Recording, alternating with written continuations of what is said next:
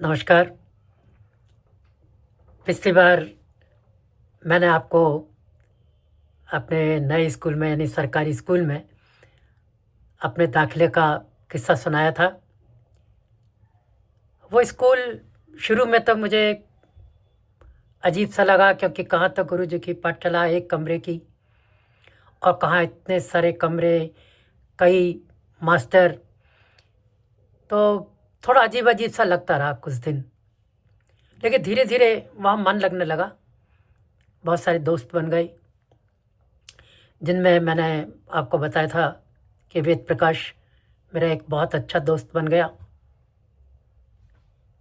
हम लोग साथ में घूमते, साथ में फिर खाने भी लगे, अच्छे दोस्त बन गए। अभी एक दिन मुझे याद है कि हम मैं घर से जब हम स्कूल के लिए निकले तो वेद प्रकाश हमेशा मेरे साथ निकलता था, लेकिन हमारी दोनों की घरों की दिशाएं अलग थीं। मैं स्कूल से बाहर निकलकर जो दाईं तरफ की सड़क थी वो हमारे घर की तरफ जाती थी, और वो बाईं तरफ की जो सड़क थी उससे अपने घर की तरफ जाता था। उस दिन जब हम साथ में निकले तो ऐसे बातें बातें करते हुए थोड़ा निकले। फिर उसके बाद मैं अपने घर चला आया। घर आकर के और मुझे करीब शायद 2-2.5 घंटे घर आए हुए होंगे कि अचानक वेद प्रकाश के जो पिताजी थे वो घर में आए। बड़े परेशान से लग रहे थे। उनको बैठाया मम्मी ने और पूछा क्या हुआ। बोले आप पूछो मत, अभी तक वेद प्रकाश घर नहीं आया है। तो मैं भी वहाँ खड़ा था। मैंने कहा, तो मुझे भी बड़ा ताज्जुब हुआ। मैंने कहा अभी तक घर नहीं आया, ऐसा तो हो ही नहीं सकता, जबकि स्कूल से उसका घर मुश्किल से 10-15 मिनट। तो वो इतने परेशान, उनका पता नहीं कहाँ चला गया है।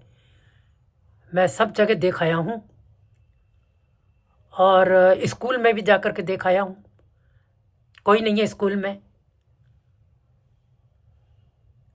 तो फिर मैंने सोचा कि चलो मैं उसका जो सबसे अच्छा दोस्त है उससे एक बार जाके पूछ लूँ, उसे शायद कुछ पता हो। तो मम्मी ने कहा हाँ बिल्कुल। उन्होंने मुझे बोला कि बता, तो इनको तूने कहाँ देखा, कहीं गया है वेद प्रकाश, तुझे बता के गया है?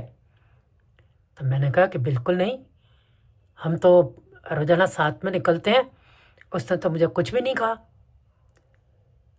तो वेद प्रकाश जी के जो पिताजी थे वेद प्रकाश के, वो बड़ी एक आशा लेकर के मेरे पास आए थे, क्योंकि उनको लग रहा था कि इसका बहुत ही अच्छा और पक्का दोस्त है, तो इसको ज़रूर कुछ पता होगा। उनका बेटा तुझे कुछ पता हो तो बता। मैंने कहा कि मुझे तो कुछ नहीं पता, उसने न मुझे कहा भी नहीं कि वो कहीं जा रहा है। अगर उसने मुझे बताया होता तो मैं आपको बता देता। तो बोले अच्छा, तो ये बता कि तुम जब बाहर निकले स्कूल से तो साथ में निकले? मैंने कहा कि हाँ साथ में निकले, लेकिन उस दिन हुआ ये था कि स्कूल लगभग बंद होने आ गया था, छुट्टी की घंटी बज गई थी। लेकिन वो मेरी भूगोल की एक किताब थी छोटी सी, उसमें से वो कुछ उतार रहा था अपनी कॉपी में, तो इसलिए हमें देर हो गई निकलने में। जब सब लोग वहाँ से निकल चुके थे स्कूल से, तो हम शायद दोनों ही रह गए थे और दोनों ही बाहर निकल के आ रहे थे। तो उनका अच्छा, फिर उसने कुछ भी बोला तेरे से? मैंने कहा नहीं, हम बाहर निकल आए थे। फिर उसके बाद वो मुझे बोला कि आ, तू चल, मेरे को बहुत ज़ोर से 1 नंबर आ रहा है, मैं 1 नंबर करके और फिर आता हूँ। तो मैंने कहा मैं रुक जाता हूँ। तो उन्होंने कहा तू रुक के क्या करेगा, तेरा और मेरा रास्ता भी अलग है, और फिर तू काहे को देर करता है, तू अपने घर जा। तो उसके पिताजी एकदम चौंके, बोले बेटा तुम्हारा स्कूल कितने बजे तक खुलता है। तो मैंने कहा स्कूल तो खुला ही रहता है, क्योंकि उसमें कुछ लोग काम वाम करते रहते हैं, और मांगी लाल है वहाँ पर, वो मांगी लाल जो भी देखता है बाद में सफाई वफाई वहाँ करता है। और कुछ 1-2 लोग हैं वो कुछ अपना काम वाम भी करते रहते हैं वहाँ बैठकर, नीचे दरवाजे में घुसते ही जो एक कमरा है उसमें। तो बोले तू बेटा मेरे साथ चल सकता है। मैंने कहा हाँ। तो मम्मी ने भी मुझे कहा नहीं नहीं तू इनके साथ जा, जरूर देख, क्योंकि वो भी बहुत ज़्यादा चिंता में आ गई, क्योंकि हम बहुत छोटे बच्चे थे उस समय, 7-8 साल के। तो उसके पिताजी मुझे तुरंत लेकर के और स्कूल में गए, और स्कूल में जाकर के उन्होंने एक चक्कर लगाया स्कूल का, कोई नहीं दिखा।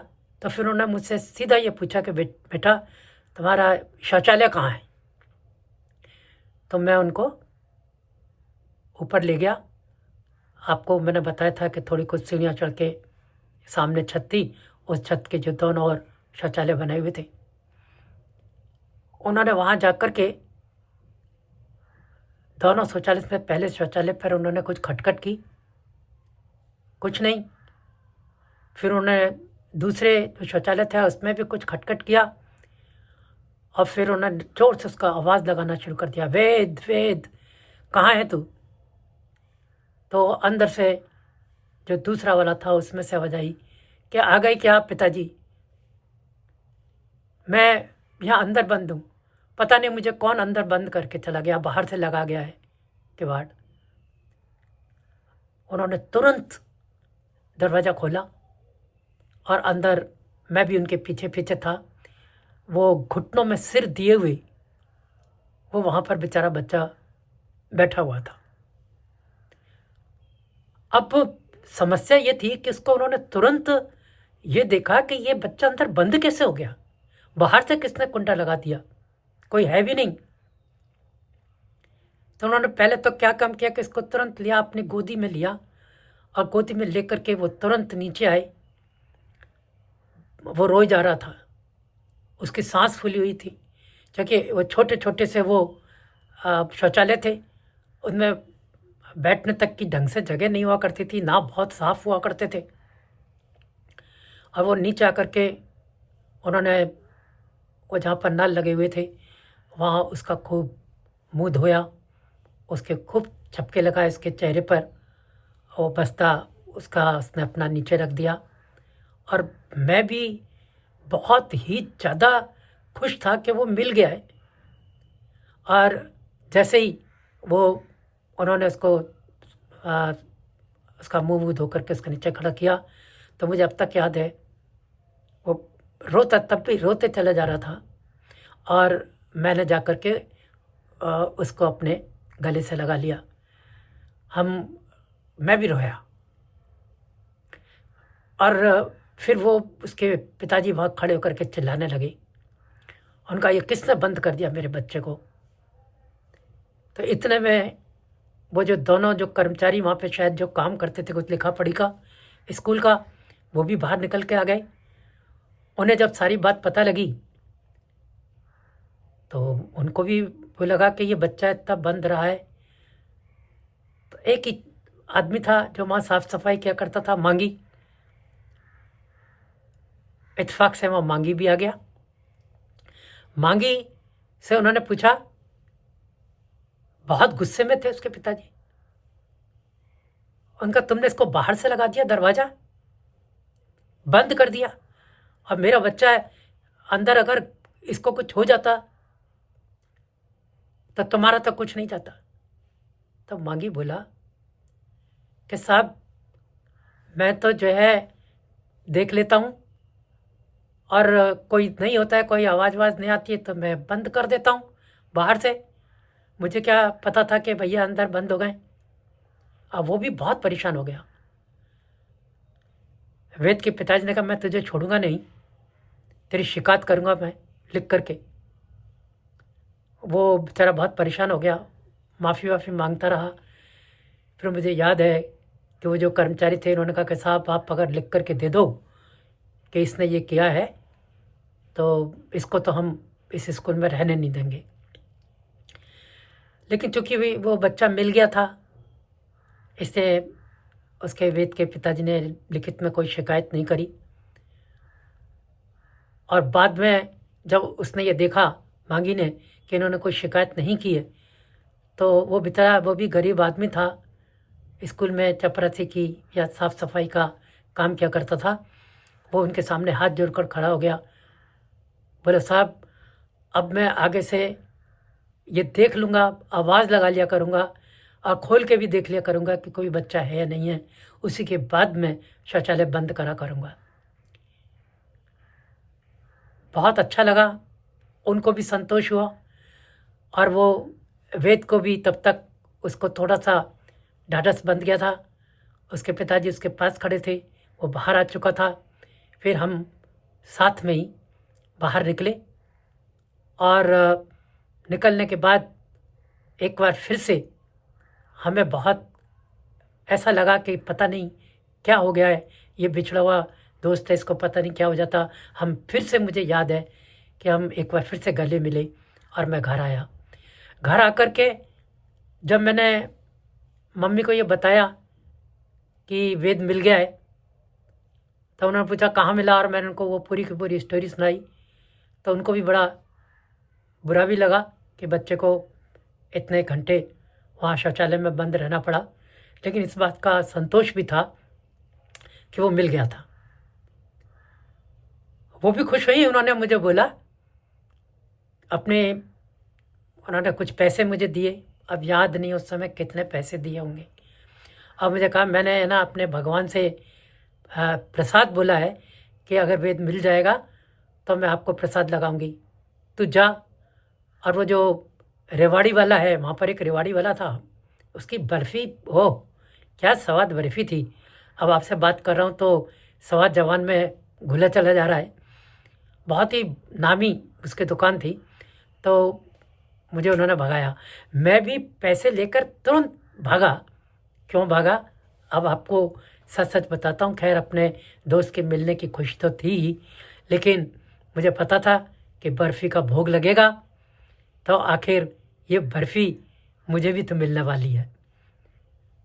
भोग लगा भी, मैंने वो बर्फ़ी भी खाई, लेकिन जब तक वेद नहीं मिला था तब तक हम सब के कैसे होश उड़े हुए थे, ये अगर मैं इस समय याद कर रहा हूँ वो सारी स्थिति, तो अभी भी मुझे बहुत बहुत डर लग रहा है, बुरा लग रहा है।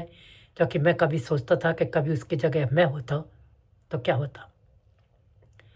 आप भी अभी मेरे एक दोस्त थे, हैं अभी, उनकी एक बच्ची है, उसके साथ भी वो बच्ची भी अपने घर नहीं पहुंची थी। ये तो अभी की बात है, हम दोनों साथ में सर्विस कर रहे थे। तो वो बेचारा बहुत परेशान हो गया। उनका स्कूल तो बहुत बड़ा था, बहुत सारे कमरे थे, और हम गए, मुझे वो एकदम याद आ गया वेद का शौचालय में बंद होना। तो हम तुरंत उसके स्कूल पहुँचे। स्कूल में हमने सारे कमरे छान मारे, खुलवा खुलवा करके कमरे देखे, शौचालय देखे। वहाँ पर तो 2-3 शौचालय थे, वो सब हमने खुलवा करके देखे, लेकिन वो बच्ची नहीं मिली। तो बहुत हालत ख़राब हो गई कि बच्ची गई का। पुलिस में भी रिपोर्ट कराने चले गए, पुलिस में रिपोर्ट की। पुलिस वालों ने कहा कि हम कोशिश करते हैं, देखते हैं। और फिर बाद में मालूम पड़ा कि उसकी बच्ची की नानी के घर से फ़ोन आया, उनका ये बच्ची अकेले इतनी दूर चल कर के हमारे घर पहुंच गई है, जहाँ पर पहुंचना इतना आसान नहीं है। ऐसी जगह वो रहते थे कि ये यहाँ कैसे पहुंच गई। उनका फ़ोन आया, तब जाकर के सब रोआ और उस बच्ची को वो जाकर के अपने घर लाए। आप भी अपने बच्चों को समझा कर रखिए।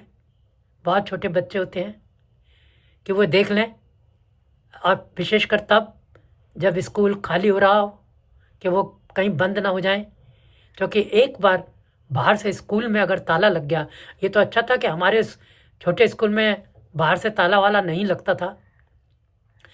अगर कहीं एक बार ताला लग गया और वो छोटा बच्चा अगर उसमें पूरी इसको रात रहना पड़ा, तो वो कितना परेशान हो सकता है। वही नहीं परेशान हो सकता, आप भी परेशान होंगे। तो कृपया अपने बच्चों को समझा कर रखिए, ताकि इस तरीके का कोई प्रसंग दोबारा ना आए। अब मैं आपको अगली बार, जब ये तो स्कूल 1 साल ही मैं वहाँ पढ़ा, उसके बाद 5वीं में बड़े स्कूल में चला गया, और बड़े स्कूल की भी कुछ बहुत ऐसी यादें मेरे दिमाग में हैं जिन्हें सुनाने को मेरा मन कर रहा है। आपको भी सुन कर के अच्छा लगेगा, वो यादें हैं पुरानी। तो तब तक आप अगली बार तो मैं आपको कुछ नया सुनाऊंगा। तब तक आप देखते रहिए छोटी बातें बड़ी यादें। नमस्कार, जल्दी ही मिलते हैं। बाय।